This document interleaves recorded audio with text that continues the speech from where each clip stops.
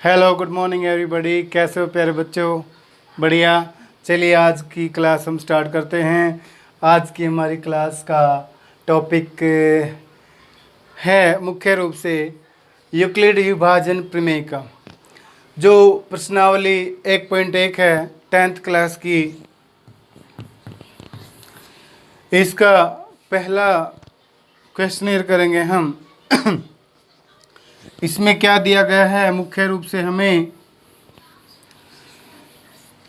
हम मुख्य रूप से यहाँ पर यूक्लिड विभाजन प्रमेय के बारे में जानेंगे।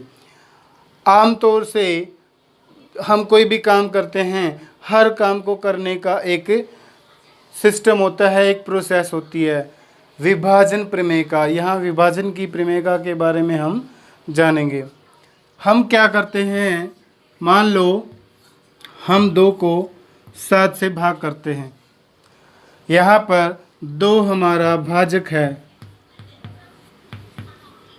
7 है हमारा भाज्य।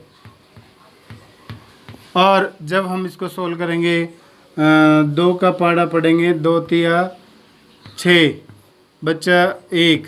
इसको कहेंगे, क्या कहेंगे? भागफल।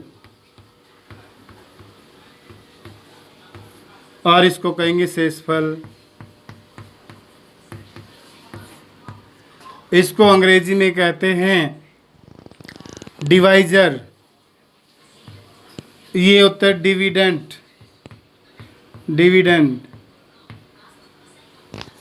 और ये होता है कोशेंट।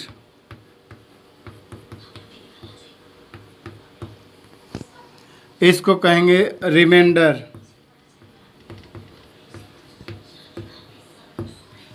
तो जो यूक्लिड महाशय थे, उन्होंने यह प्रमेय बनाई। किस आधार पर बनाई? मान लो हम 7 को 2 से भाग करेंगे तो 3 पे चलेगी, 6 यहाँ आ गया, नीचे बच गया 1। हम यहाँ लिखेंगे 7 बराबर है किसके? 2 गुणा में 3 जमा में 1। इसको कहेंगे, मान लो 7 ए है हमारा 7, बी है हमारा 2। तो हम लिखेंगे 7 बराबर है क्या? 2, 3 क्वोशेंट हो जाएगा हमारा क्यू प्लस में 1। हमें यहाँ पर 7 याद करना है, हमें नहीं पता भी यहाँ क्या है। तो हम क्या करेंगे? A is equal to B Q plus remainder. ये हमारी क्या है? यूक्लिड विभाजन प्रमेय का होगी। मान लो ये हो गया हमारा ए, ये हो गया 2 क्या है बी, और ये क्यू प्लस रिमाइंडर कितना? 1। ओके। इस प्रमेय से हम अपने किसी भी यहाँ के अंक को निकाल सकते हैं। हम अंक एक संख्या को याद कर सकते हैं। चलिए आगे चलते हैं क्वेश्चनर पे। यहाँ पर क्या होगा? जो आर है, रिमाइंडर है, ये 0 से बड़ा होगा। 0 से बड़ा होगा रिमाइंडर, या 0 भी हो सकती है। रिमाइंडर 0 भी हो सकता है, 0 के बराबर भी हो सकता है। रिमाइंडर से बड़ा क्या होगा? रिमाइंडर से बड़ा होगा बी। रिमाइंडर से बड़ा बी होगा। बी यहाँ यानी कि यहाँ पर हमारा 2 होगा। आगे चलते हैं। इसी के अनुसार हम आगे 1.1 के सवाल करेंगे। इसमें पहला सवाल है 135 और 225। ये हमारा सूत्र रहेगा। 135 और 225 का हमने क्या निकालना है? HCF निकालना है विभाजन विधि के द्वारा। कौन सी विभाजन विधि? यूक्लिड की विभाजन विधि। चलिए हम आमतौर पर क्या करते हैं, एचसीएफ निकालते हैं। मान लो हमने 21 का और 35 का एचसीएफ निकालना है। हम प्राइमरी क्लासेस में या मिडिल क्लास में कैसे सीखते आए हैं, हम सीखते आए हैं 21 का हमने गुणनखंड निकालेंगे हम 2 पे 3 पे, 3 सते 21, 7 एकम 7। 35 का निकालेंगे यहाँ, इसके नज़दीक कर लेते हैं। 35 का निकालेंगे 1 पे 2 पे 3 पे 5 पे चलेगा, 5 सते 35, 7 एकम 7। इसके हम गुणनखंड लिखेंगे 1, उसके बाद क्या है बड़ा, पहले छोटा फिर बड़ा, 3 फिर 7। ओके, 35 के लिखेंगे हम पहले 1 फिर 5 और फिर 7।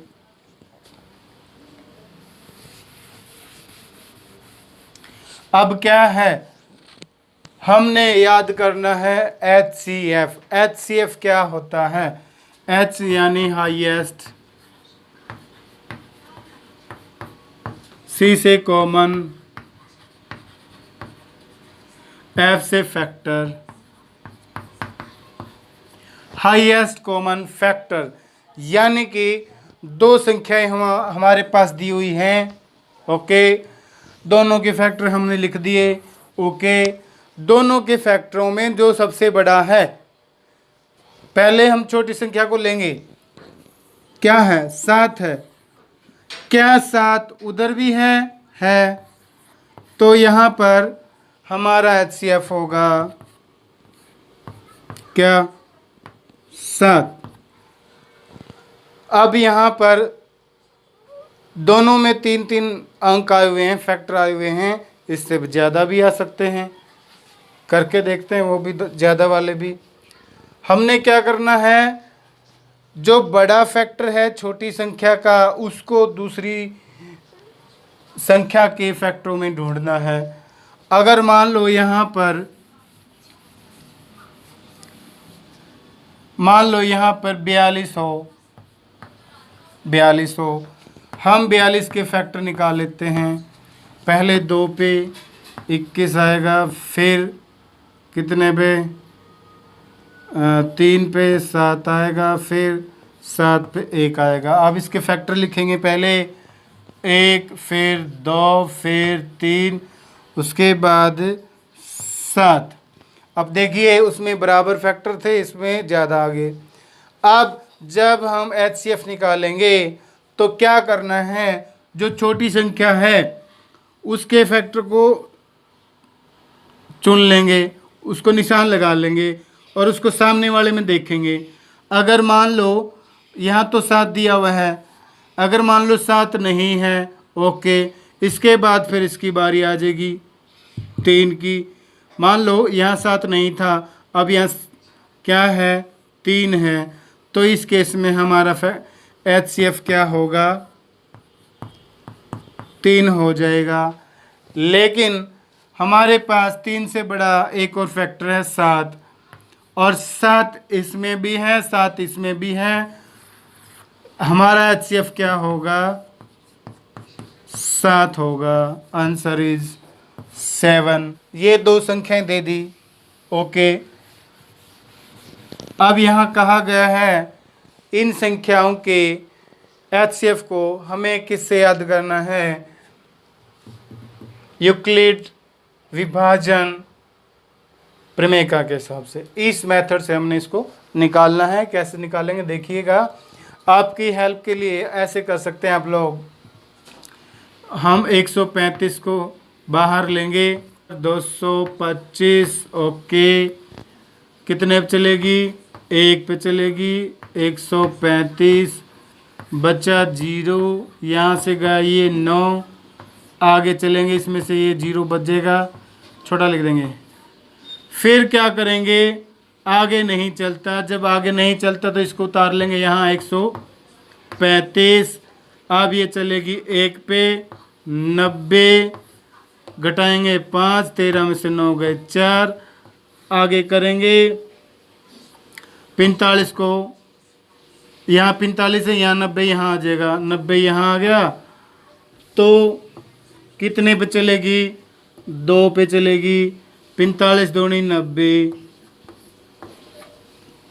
HCF कितना आया, 90 आ गया हमारा यहाँ पे। क्यों 90 नहीं, सॉरी 45 आएगा।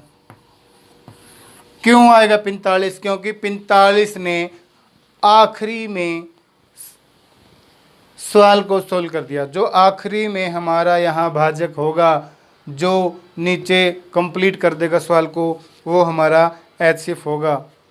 अब यहाँ पर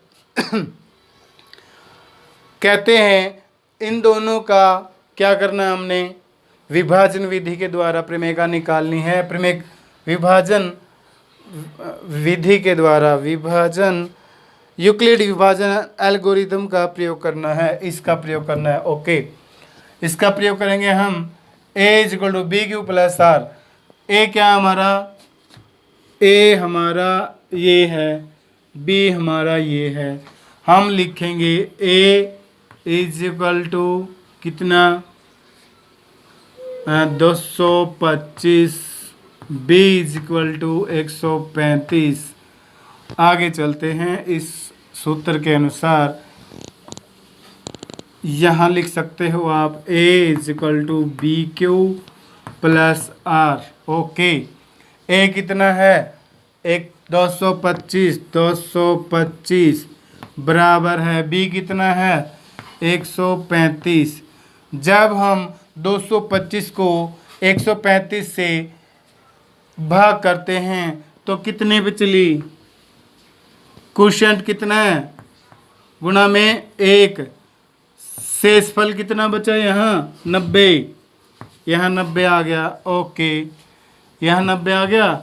अब क्या करेंगे, यहाँ हम, अब हमारा ये जो है B, अब ये A बन जाएगा यहाँ 135 बराबर 135 को 90 से भाग करेंगे, 90 से भाग करेंगे, कितने पे चला, 1 पे चला। बचा कितना, 90 से भाग किया, बचा कितना, 45। बचा कितना, 45। पहले ये बाहर था, ये अंदर था, फिर इसको बाहर ले लेंगे। अगली टर्म में क्या होगा, इसको हम बाहर ले लेंगे, 90 को हम बाहर ले लेंगे। यहाँ आएगा हमारा जो शेषफल है वो आ जाएगा 45। हर बार जो शेषफल है वो यहाँ आ जाएगा = के सामने। ओके, आखिरी में हमने 45 से 90 को भाग किया, कितने पे चली, 2 पे चली, तो शेषफल कितना है, रिमाइंडर = 0। तो HCF हमारा क्या होगा, अंत में कितने पे कटी है, 45 पे। जो हमारा ये B पार्ट होगा वो हमारा HCF होगा। 45 एक ऐसी संख्या है, 45 एक ऐसा फैक्टर है जो दोनों को भाग कर सकता है ईजिली, पूरा। आप दोनों को भाग करके भी देख सकते हैं। 135 को हम भाग करके देख लेंगे 45, इसको यहाँ से कर देते हैं 45 3 पंजे 15, 3 चौके 12 और 1 13। सवाल कंप्लीट, पहला सवाल कंप्लीट। दूसरा सवाल करेंगे।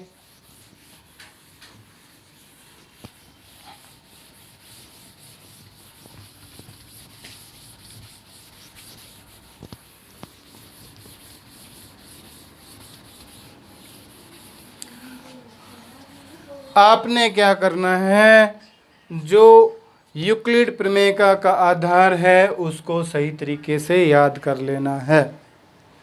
ये अगर आपको सही तरीके से याद होगी, समझ में आ गई, तो सारे सवाल समझ में आते चले जाएंगे। अगला सवाल है 196 और कितना 38220, 38220। जो बड़ी संख्या है वो हमारा A होगा, छोटी संख्या B होगा। A को बाहर रखेंगे, 38 220। इससे पहले आप बच्चा लोग कैसे कर सकते हो, इसको इधर ले लेते हैं। 38 220 बराबर है 196। ए ये है, बी ये है, क्यों देखेंगे क्या आएगा। हम अपनी सुविधा के लिए ऐसे कर लेते हैं सवाल को। यहाँ करेंगे 196 38 220। चलिए आगे करते हैं। ये 19 है, ये 38 है। 19 दूनी 38, लेकिन इसको 2 से भाग करेंगे तो ये 12 हो जाएगा। यहाँ 2 है, ये चलेगा 1 पे, 1 पे चलाएंगे इसको। 196, 12 में से 6 गए 6, 8 है, यहाँ बच गया कितना 7, 7 में से 9 गए 8, 2 में से 1 गया कितना 1। अब ये इस पे नहीं चलता, आगे उतारेंगे 2, तो आगे कितने पे चलेगा ये देखिएगा। ये 19 है और ये 136 मान लेते हैं, ये 9 पे चलेगा। 9 छिका 54, 9 सते 54, निम 81, 81 और 5 81 में 5 जोड़ो 86, हासिल लगे 8, 9 1 9 और 8 17। 12 में से 4 गए 8, 5 बच गया, 15 में से 6 गए 9, 7 बच गया, यहाँ 0, यहाँ हम 0 यहाँ उतारेंगे। अब कितने पे चलेगी, अब ये चलेगी 5 पे। 5 छिका 30, 5 निम 45 और 3 हासिल गए कितने हो गए 48। 5 एकम 5 और 4 9। HCF कितना आया हमारा 196। हमने ए पार्ट ये लिख लिया, ये हमारा बी है। आगे चलते हैं, इसको ये लिख लिया, आगे ये हो गया, गुणा में हो गया 195 95। रिमाइंडर कितना बचा 0। तो HCF क्या होगा 196 हमारा HCF होगा, क्योंकि 196 ने इसको पूरा पूरा काट दिया। आगे चलते हैं।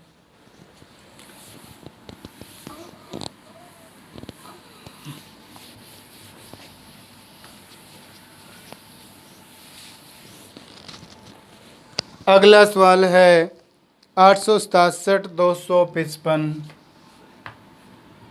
867 और 255 का यूक्लिड विभाजन विधि के द्वारा, प्रमेयिका के द्वारा, एल्गोरिदम के द्वारा आपने सवाल को सोल्व करना है। HCF निकालना है। जो बड़ी संख्या है वो A होगी हमारा, छोटी B, बड़ी को अंदर लेंगे 867, छोटी संख्या बाहर होगी। 255 को हम, ये 2 है, ये 8 है, तो 2 चुके 8, 3 से करके देख लेते हैं। 3 पंजे 15, 3 पंजे 15 16, 3 दूनी 6 और 1 7। मेरे हिसाब से इस पे चलनी चाहिए 3 पे। 10 कितना आएगा 765। 5 7 में से 5 गया 2, यहाँ बच गया 6, 6 में से 6 गया 0, यहाँ आ गया 1। 255 को हम अंदर ले लेंगे।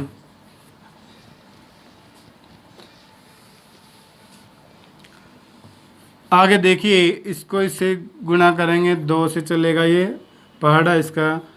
204, इसमें से ये गा 1, 5 का 5, आगे इसकी बच की 0, इसको नीचे लेंगे 102, आगे चलेगा ये कितने पे 2 पे। 2 एकम 2, 2 पंजे 10। HCF कितना आया 51। क्यों 51 ने आखिर में इसको पूरा काट दिया। अब हम इस मेथड के द्वारा इन दोनों संख्याओं का HCF याद करेंगे। बड़ी संख्या हमारी ए होगी 867 बराबर 255। जब हमने 867 को 255 से भाग किया तो क्वोशिएंट आया था हमारा 3, शेषफल आया था 102। अब पहले नंबर पे ये था, अब दूसरे नंबर वाला पहले नंबर पे आ जाएगा। 255 बाहर आएगा, शेषफल यहाँ आ जाएगा 2 गुणा में 102 को हमने चलाया था 2 पे, तो कितने पे चला 2 पे, कितना शेषफल बचा 51 बचा। अब जो पहले नंबर पे है यहाँ अंदर पहले नंबर पे है वो बाहर आ जाएगा 102। कितना था क्वोशिएंट ये शेषफल 51 को हमने कितने पे चलाया 2 पे, शेषफल 0, रिमाइंडर 0। जहाँ रिमाइंडर हमारा 0 आता है तो ये हमारा HCF होगा कितना 51। सवाल कंप्लीट। चलिए आगे चलते हैं। इन सवालों को जब तक आप करके नहीं देखेंगे आपको समझ में नहीं आने वाले। हिम्मत नहीं हारिए, सवाल करिए, बार बार करोगे सारे सवाल आ जाएंगे। आगे कहता है कोई भी धनात्मक विषम पूर्णांक 6q + 1 या 6q + 3 या 6q + 5 के रूप का होता है जहाँ q कोई पूर्णांक है। अब ये कहता है कोई धनात्मक विषम पूर्णांक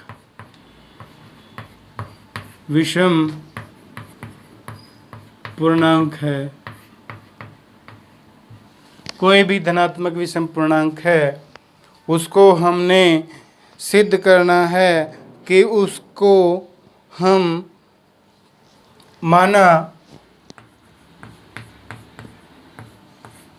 माना क्या है धनात्मक पूर्णांक। कुछ भी मान सकते हो क्या, कुछ भी हम यहाँ मान सकते हैं। मान लो कोई धनात्मक पूर्णांक a है तो इसका b क्या होगा 6 हमारा b होगा। तो यूक्लिड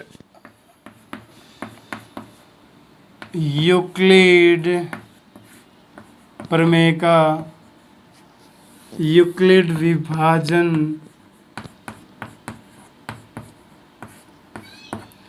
प्रमेय का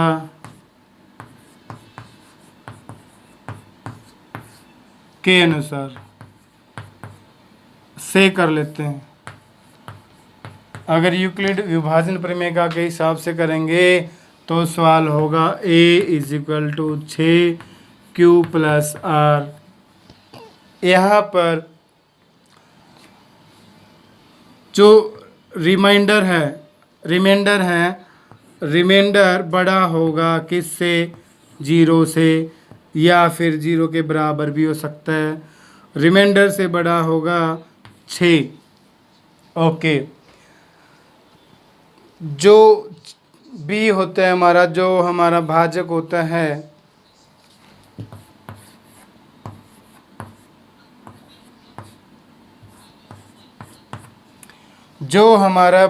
होता है वो हमेशा रिमाइंडर से बड़ा होता है। भाजक रिमाइंडर से बड़ा है। रिमाइंडर या तो 0 हो सकता है या 0 से बड़ा हो सकता है।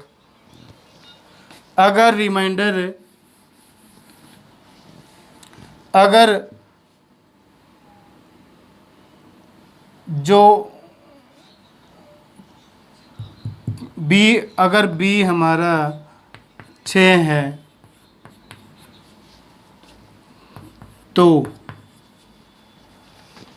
रिमाइंडर क्या हो सकते हैं? रिमाइंडर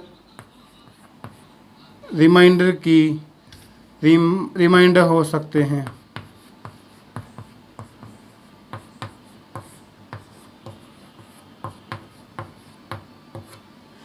क्या हो सकते रिमाइंडर?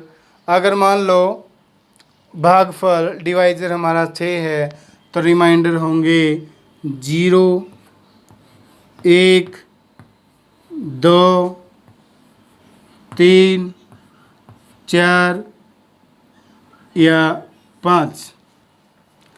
अब देखिए 5 से आगे क्यों नहीं जा सकते? क्योंकि जो भाजक होता है वो 0 से बड़ा होता है, और जो रिमाइंडर बचेगा रिमाइंडर 6 से छोटा होता है, इसलिए शेषफल जो होगा वो 6 से कम है। इसलिए इसको साफ कर देते हैं, चलिए यहाँ कर लेते हैं। इसलिए a इज इक्वल टू क्या हो सकता है? 6q प्लस रिमाइंडर कितना? 0, या हो सकता है 6q प्लस कितना? रिमाइंडर 1 हो सकता है। 6q plus remainder 2, 6q plus remainder 3, 6q plus remainder 4, 6q plus remainder 5। ये हमारे संख्या हो सकती है। अगर हम इसको याद करते हैं तो धनात्मक विषम पूर्णांक की संभावना ये ऑप्शन हो सकते हैं।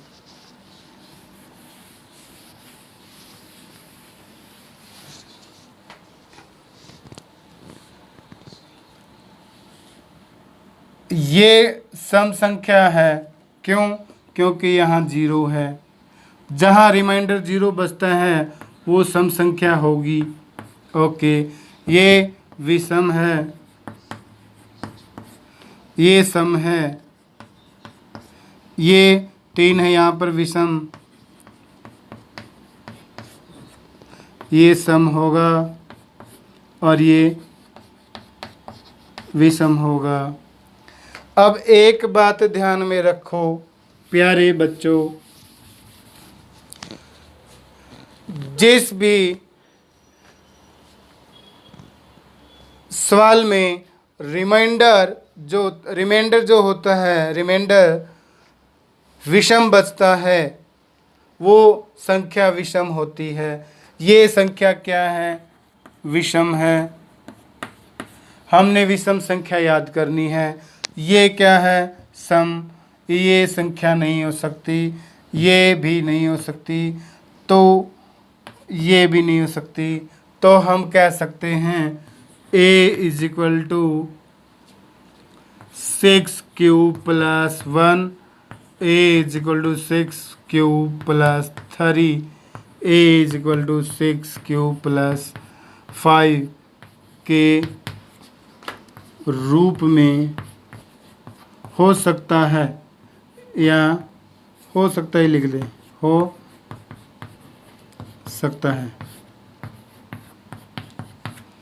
हम जब विषम पूर्णांक को याद करेंगे तो विषम पूर्णांक, धनात्मक विषम पूर्णांक की संभावना ये रहती है।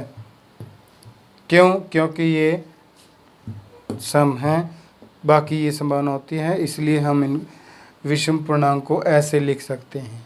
ओके, अगला सवाल करते हैं। अगला सवाल है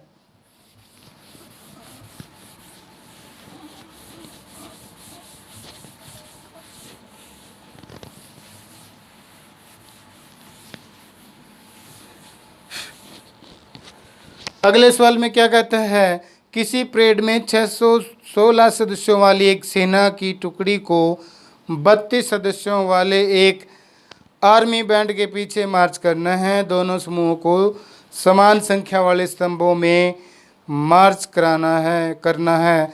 उन स्तंभों की अधिकतम संख्या क्या है जिसमें वे मार्च कर सकते हैं। चलिए इसको यूक्लिड विभाजन प्रमेय के द्वारा आपने इसको निकालना है। ए और बी ले लेते हैं हम। बड़ी संख्या ए होगी 616 और ये 32। 616 को हम 32 से भाग करेंगे, चलेगी 1 पे 32। यहाँ से ये गया 9, 5 में से ये गया 3 गया तो बचा 2, उतारा 6। अब कितने पे चलेगी? ये 3 है, ये 29 है तो ये 9 पे चलेगी। 9 दूनी 18 और 9 तिया 27 और 1 28। 16 में से 8 गए 8, यहाँ बच गया 8, 0, यहाँ से 0। आगे आ गया 32, इसको भाग करेंगे 4 पे कट जाएगा। हमारा HCF होगा यहाँ पर कितना? 8, क्योंकि 8 ने इसको पूरा पूरा काट दिया। आपने ये कच्चा काम करना है, ये आपका कच्चा काम होता है। आपने यूक्लिड विभाजन प्रमेय के द्वारा इस सवाल को सोल्व करना है।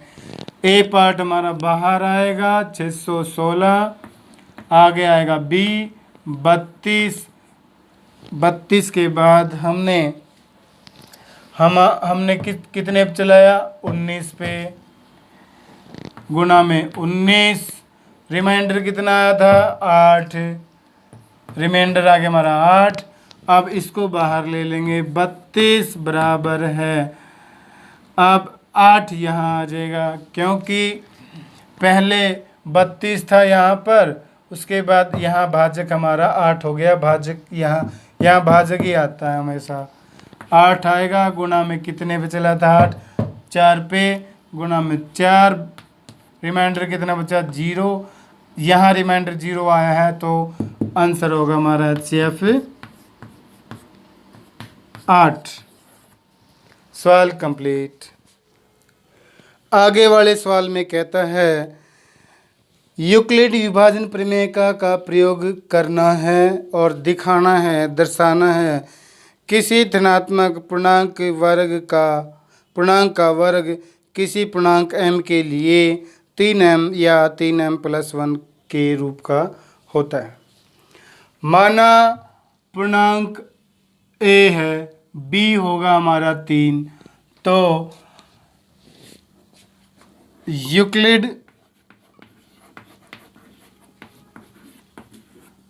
यूक्लिड विभाजन प्रमेय के अनुसार, इस प्रमेय के अनुसार हम संख्या बनाएंगे धनात्मक पूर्णांक a = 3q + r, जहाँ पर जो r है वो बड़ा होता है 0 से या 0 के बराबर होगा, r से बड़ा होगा 3, क्योंकि 3 हमारा यहाँ पे भाजक है, डिवाइजर है। ओके, अगर 3 हमारा डिवाइजर है तो रिमाइंडर की संभावना होगी, रिमाइंडर की संभावना होगी। अगर 3 हमारा b है, 3 हमारा डिवाइजर है तो रिमाइंडर क्या होंगे, क्या हो सकते हैं? 0, 1 या फिर 2। a हो सकता है किसके बराबर? 3q के बराबर। a हो सकता है किसके बराबर? 3q+, जहाँ रिमाइंडर 0 है यहाँ प्लस में कुछ नहीं करेंगे। अगर एक रिमाइंडर बचेगा हमारा तो यहाँ 1 कर देंगे। a = 3q+,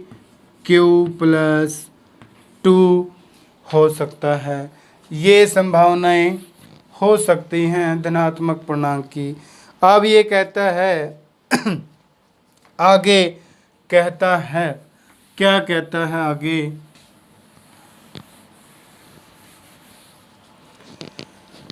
जो 3q है, 3q है, ये कहता है अगर हम इसका वर्ग करते हैं तो ये m के बराबर होगा।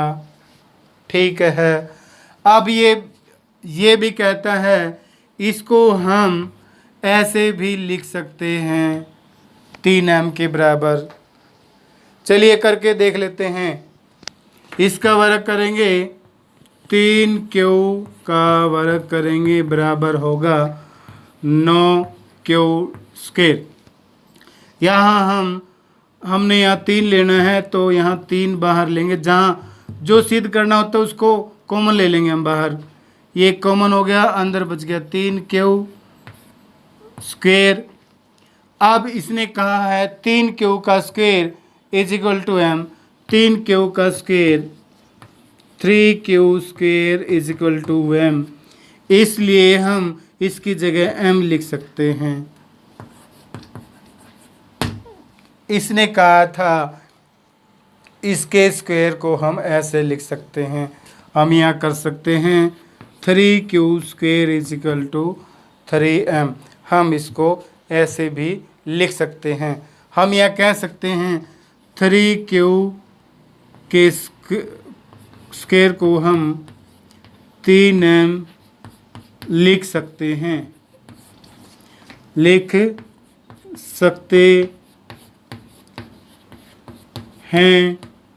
ओके, जो इसने पूछा था वो मैंने बता दिया, जो इसने कहा था वो हमने मान लिया। अगले सवाल पे चलते हैं। मुझे लगता है ये समझ में आ गया होगा आपके। ओके, आगे चलते हैं।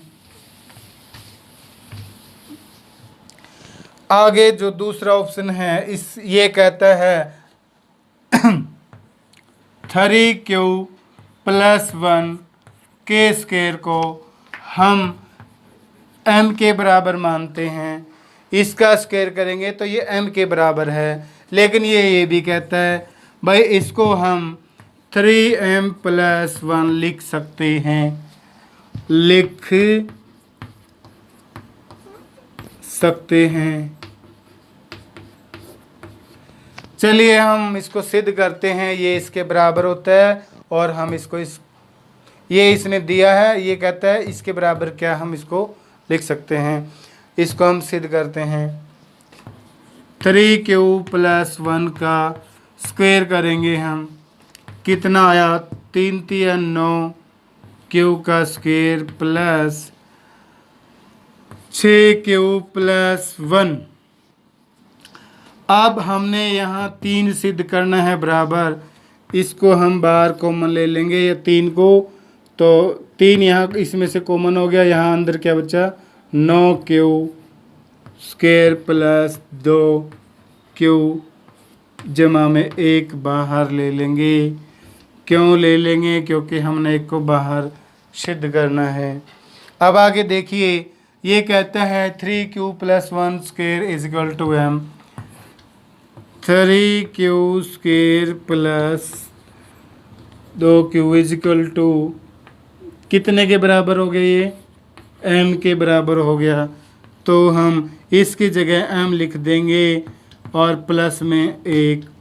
अब हम कह सकते हैं 3q प्लस 1 को हम 3m प्लस 1 भी लिख सकते हैं, इसके स्क्वायर को भी लिख सकते हैं।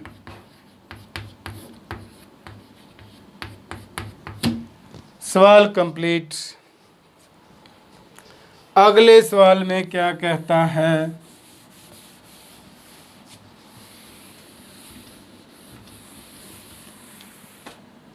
वो तो हमने साफ ही कर दिया जो बनाया था। चलिए 3q+1 था ना यहाँ, ओके, उसी में अगला पॉजिटिव कर देते हैं। यहाँ पर था हमारा 3q+1 3q+2। अब ये कहता है 3q+2 का स्क्वायर करेंगे तो इसका स्क्वायर बराबर है m, ये कहता है इसके बराबर है, ओके। अब ये कहता है भाई इसको हम ऐसे भी लिख सकते हैं, सिद्ध करो। चलिए इसको हम कंप्लीट करते हैं। 2 इसका हम स्क्वायर करेंगे तो क्या आएगा, 3 3 9 q का स्क्वायर, 3 दूनी 6 प्लस 12q प्लस 2 दूनी 4। यहाँ पर हम 3 कॉमन ले लेंगे, 3 3 3 9 q स्क्वायर प्लस यहाँ आ जाएगा 4q प्लस यहाँ 4 है इसलिए हम यहाँ 1 ले लेंगे, 1। अब आप सोचोगे भाई यहाँ 1 क्यों लिया, 3 एक कम 3 और 1 4, ये हो गया 4।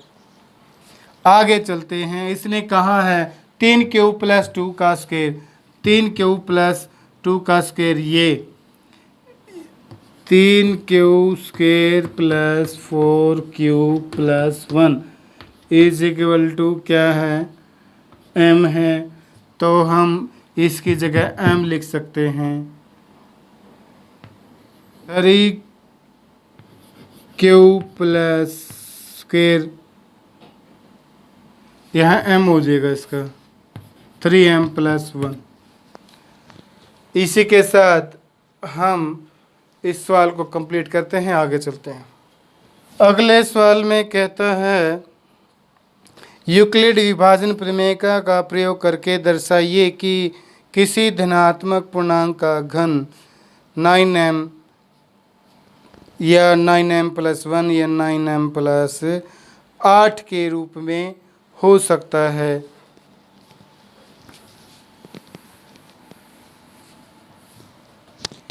यहाँ हम लिखेंगे माना धनात्मक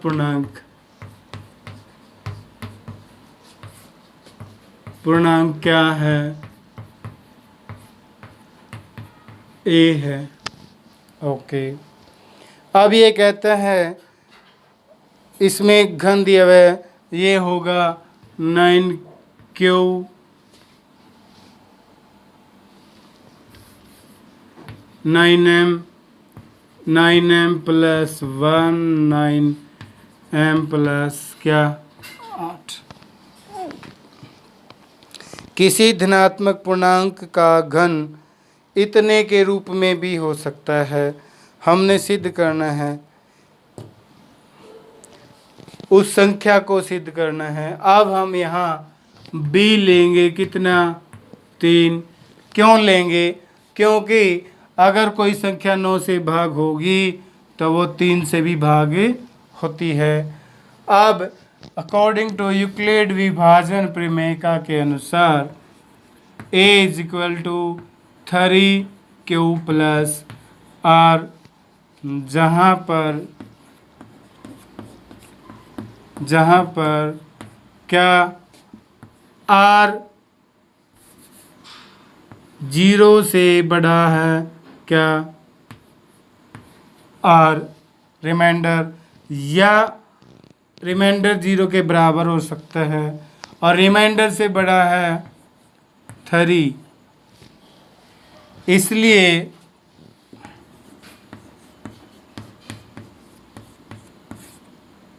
इसलिए रिमाइंडर की संभावना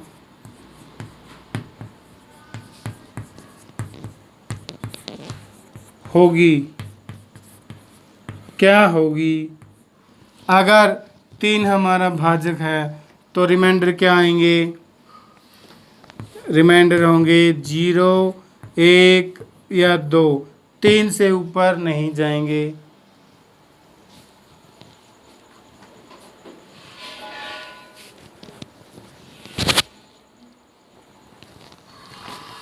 अब यहाँ पर संख्या क्या हो सकती है?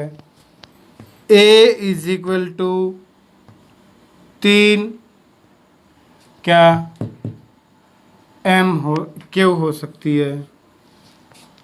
क्या हो सकती है? क्यों?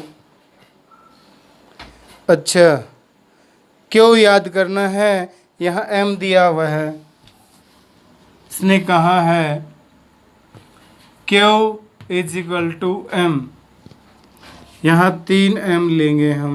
Okay, a is equal to 3m धनात्मक है तो जमा में एक रिमाइंडर हो सकता है, एक a is equal to 3m plus कितना 2। अब ये कहता है, क्या कहता है? अगर हम इसका क्या करेंगे, घन निकालते हैं,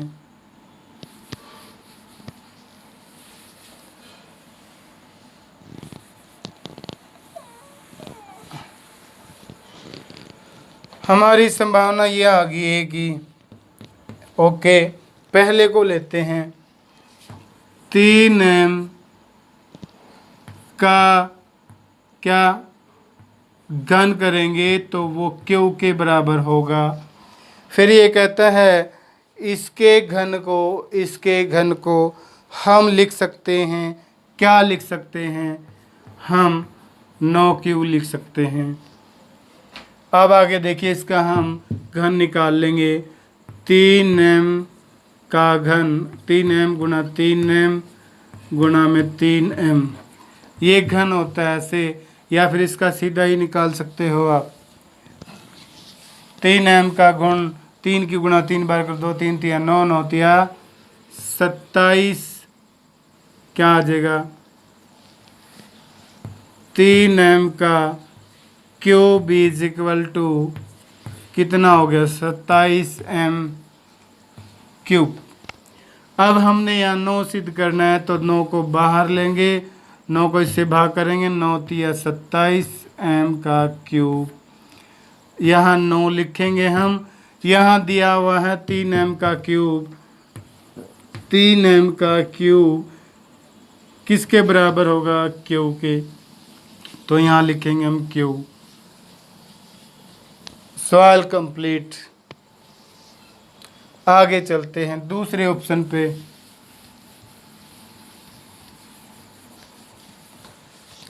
ये कहता है 3m प्लस 1 3m प्लस 1 का अगर हम क्यूब करेंगे तो वो q के बराबर होगा, और उसको हम 9q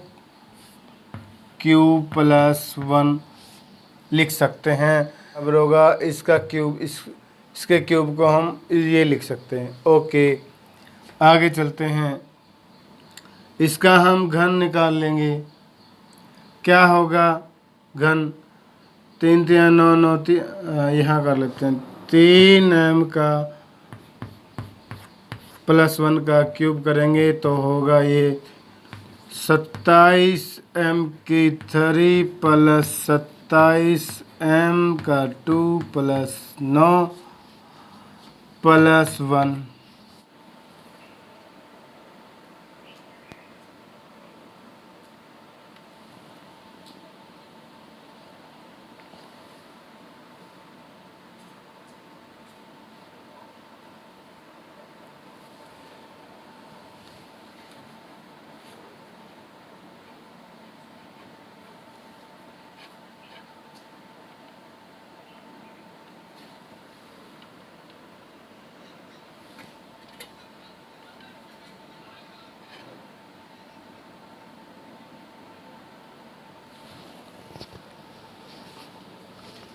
आगे चलते हैं प्यारे बच्चों, अगले सवाल में क्या कहता है?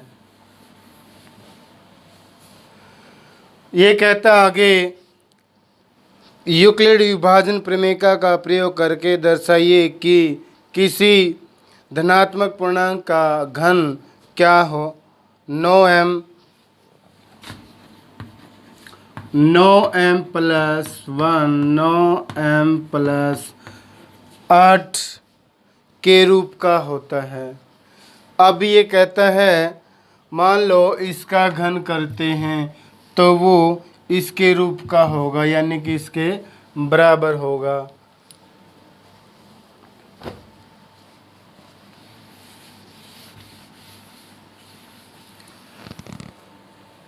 मान लो हमारा पूर्णांक 1 है और हम भी लेंगे क्या, भी हम एक ऐसा पूर्णांक लेंगे, एक ऐसा अंक लेंगे जो मान लो कोई संख्या 9 से भी भाग होती है और 3 से भी भाग हो सकती है। इसलिए हम यहाँ 3 लेंगे ताकि सवाल जो है हमारा वो छोटा बन जाए, जल्दी हो जाए। तो यूक्लिड विभाजन प्रमेयिका के अनुसार हमारी धनात्मक पूर्णांक संख्या होगी ये, जो किसके बराबर होगी 3q + r।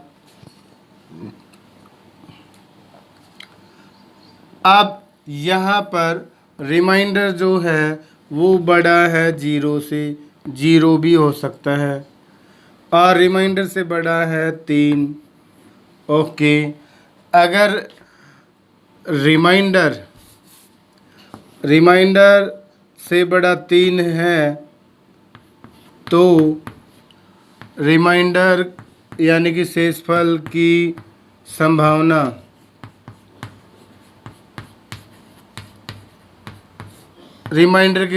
क्या होगी, बताओ। जो 3 है भाजक, रिमाइंडर इससे कम होता है, तो रिमाइंडर हो सकता है 0, 1 या 2। अब रिमाइंडर के अनुसार हमारे जो पूर्णांक है ये a हो सकता है कितना 3q + 0, 0 नहीं लगाएंगे, a = 3q + 1, a = 3q + 2। अब ये कहता है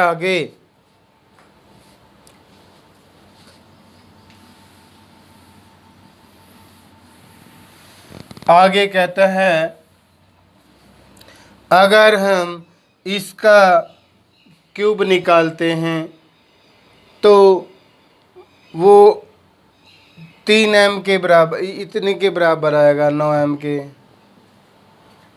चलिए करते हैं आगे हम। ये आगे कहता है 3m का क्यूब करेंगे तो वो q के बराबर होगा, और ये भी कहता है भाई इसको हम ऐसे भी लिख सकते हैं 3q के।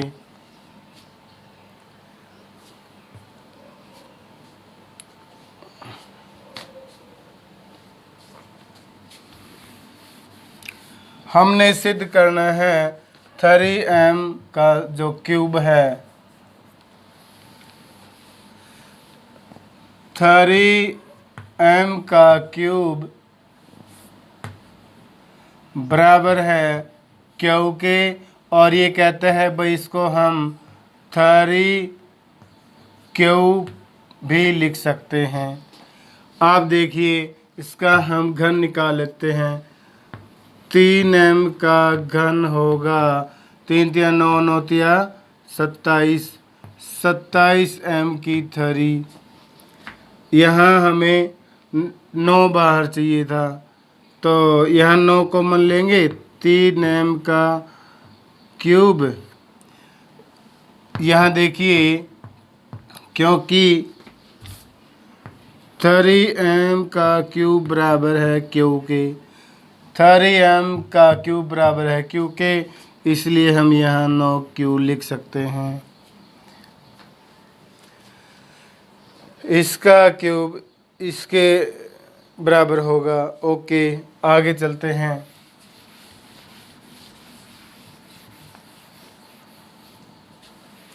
अगले सवाल में कहता है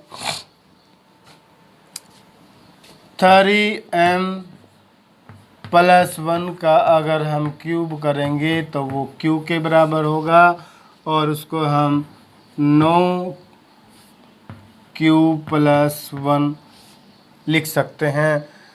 इसका क्यूब इसके बराबर होगा, इसका क्यूब इसके क्यूब को हम ये लिख सकते हैं। ओके, आगे चलते हैं। इसका हम घन निकाल लेंगे।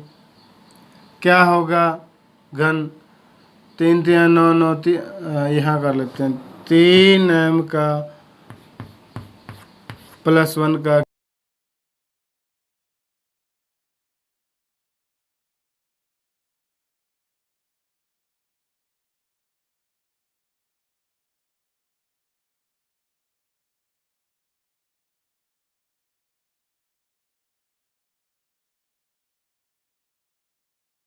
To Q. इसने कहा है क्यू के बराबर, ये रहा क्यू के बराबर। आगे चलते हैं, इसलिए हम लिख सकते हैं 9 क्यू, इसकी जगह हम क्यू लिख सकते हैं। ओके, आंसर हमारा कंप्लीट।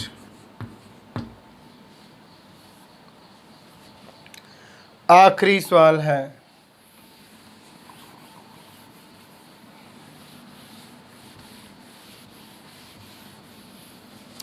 आखिरी सवाल में क्या कहते हैं? आगे है आखिरी में 3m+2 का अगर हम क्यूब करेंगे तो वो क्यू के बराबर होगा और ये कहते हैं इसको हम 9m+8 लिख सकते हैं। क्यू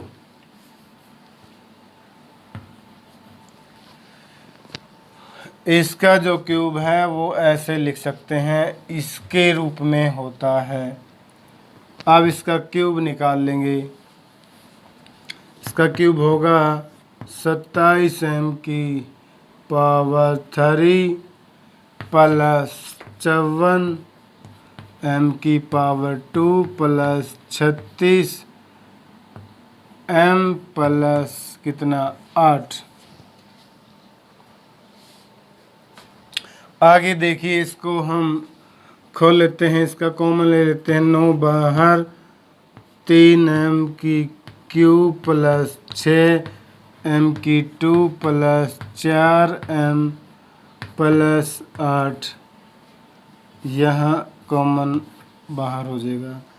इसकी जगह हम क्यू लेंगे क्योंकि इसने कहा 3m प्लस, यहाँ दिया हुआ है 3m का क्यूब प्लस 6m की स्क्वायर प्लस 4 किसके बराबर है? क्यू के। तो यहाँ हम क्यू लिख सकते हैं 9 क्यू प्लस 8। Answer complete. प्यारे बच्चों, अगर वीडियो आपको अच्छी लगी, अगर सवाल आपको समझ में आए तो वीडियो को शेयर करें, लाइक करें, सब्सक्राइब करें, कमेंट ज़रूर करें, क्योंकि जब भी आप कमेंट करते हैं तो हमें बहुत अच्छा लगता है। इसी के साथ टाटा बाय बाय।